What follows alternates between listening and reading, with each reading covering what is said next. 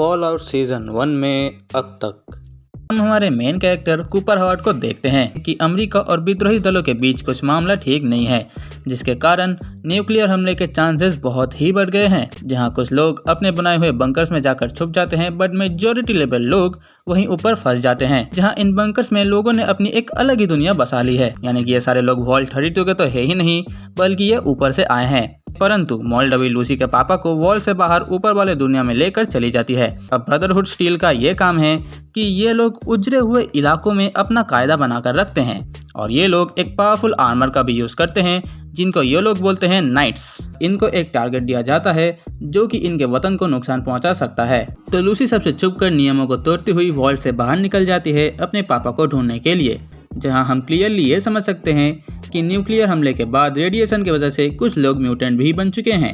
अब आगे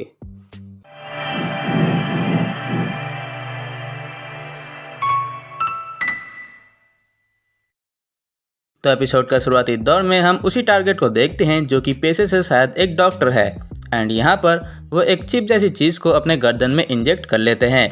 और जैसे ही एक दूसरा डॉक्टर उनको ये सब करते हुए देखता है तो वह गुस्सा करने लगता है, और इसी वक्त उनका पालतू कुत्ता उस डॉक्टर पर हमला करता है और उनको मार देता है। अब इस घटना के बाद वो दोनों ही, यानी कि वो टारगेट वाला डॉक्टर एंड उनका पालतू कुत्ता उस जगह से भाग जाते हैं। अब वहीं दूसरी तरफ हम देखते हैं लूसी को, जो कि अपने पापा को ढूंढ रही है, और क्योंकि अब रात हो चुकी है तो वो बॉनफायर लगाकर एक जगह पर सो जाती है। और जब उसकी आँख खुलती है तो वह कुत्ता एंड वो डॉक्टर उसके सामने बैठे हुए थे, जहां हम ये देखते हैं कि वो कुत्ता एक बड़े से कॉकरोच को अपना शिकार बनाता है, जिससे कि हम ये समझ सकते हैं कि रेडिएशन का फ़ायदा छोटे छोटे कीड़े मकोड़ों पर भी काफ़ी अच्छा हुआ है।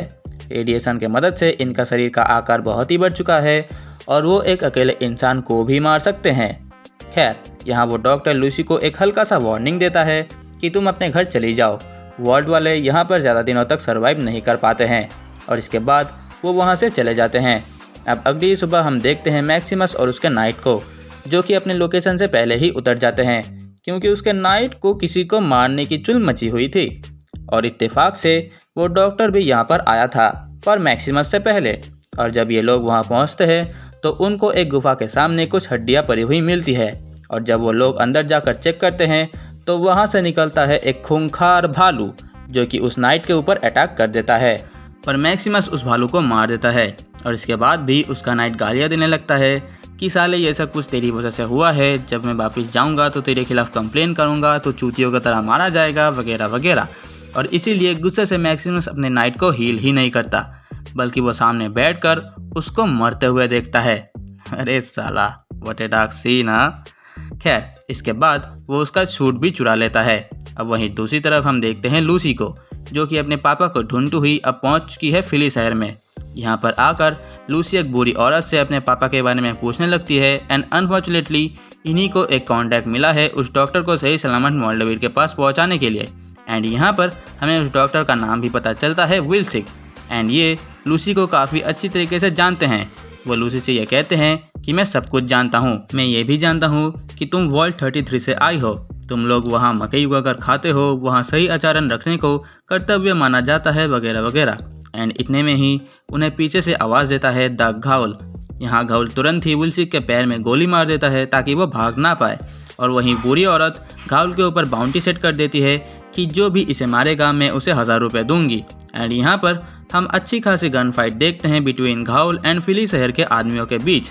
अब इसी लड़ाई में अपनी हीरोगिरी साबित करने आता है मैक्सिमस। यहाँ मैक्सिमस सबसे पहले लूसी और उस डॉक्टर को बचाता है, और जब तक वो घाउल से लड़ता है तब तक वो लोग विल्सिक को एक लोहे के पैर की मदद से हील करने की कोशिश करते हैं और पीछे के रास्ते से भाग जाते हैं। एंड यहाँ घाउल मैक्सिमस के सूट को डैमेज कर देता है, जिससे कि वो उड़ता हुआ कहाँ गिरता है वो तो मुझे भी नहीं पता। खैर, अब लूसी विल्सिक की मदद करती है क्योंकि इन दोनों की ही मंजिल एक है, मॉल्डवीर। परंतु काफ़ी ब्लड लॉस हो जाने की वजह से ये लोग एक जगह पर रुकते हैं, जहां विल्सिक लूसी से ये कहता है कि देखो मेरा समय आ चुका है, अब तुम एक काम करो, मेरे सर को काटो और मॉल्डवीर के पास चली जाओ। मेरे सर के बिना तुम मॉल्डवीर के इलाके में घुस भी नहीं सकती। तो मजबूरन लूसी को यहाँ विल्सिक का सर काटना पड़ता है, और इसी के साथ इस एपिसोड को एंड किया जाता है।